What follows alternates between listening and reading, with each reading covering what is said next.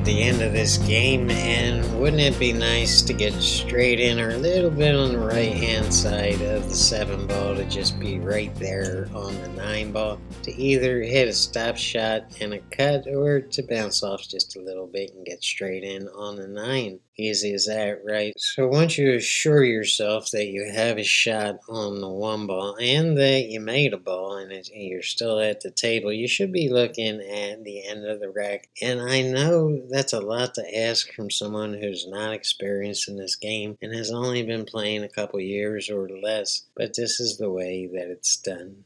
So you have an opening shot, there's nothing tied up, and now your ultimate goal is to get right on that 7 ball just to be right there on the 9.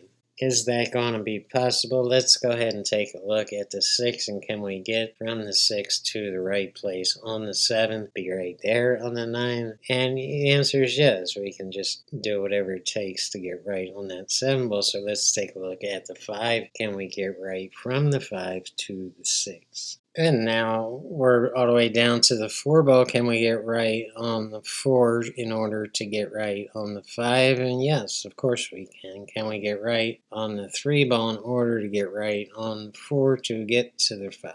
And here's where things get a little weird. I was certain after I shot the 2 ball that, I got bad on the 3 ball, and I actually started picking out balls out of the pockets and getting ready to rack another rack. Figured, well, I can't do anything with this 3 ball.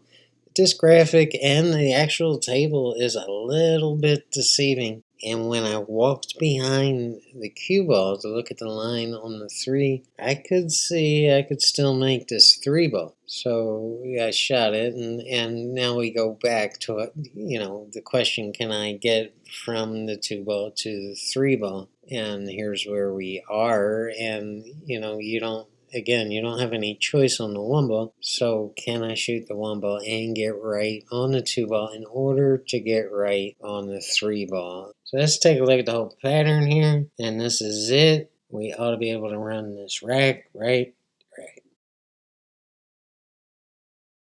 So no matter what game you're playing, it's all going to come down to what's going on in your head. And so we've already given you the confidence to run this rack because you've seen yourself doing it as you were trying to figure out the pattern. That's the mindset that you want to start a pool game with. If you just go at it like, oh, I don't know what I'm going to do on that ball, but we'll just figure it out when we get there, and start taking things in these little steps, you're never going to become a good player. You have to train your mind to see the whole thing, and that will build your confidence.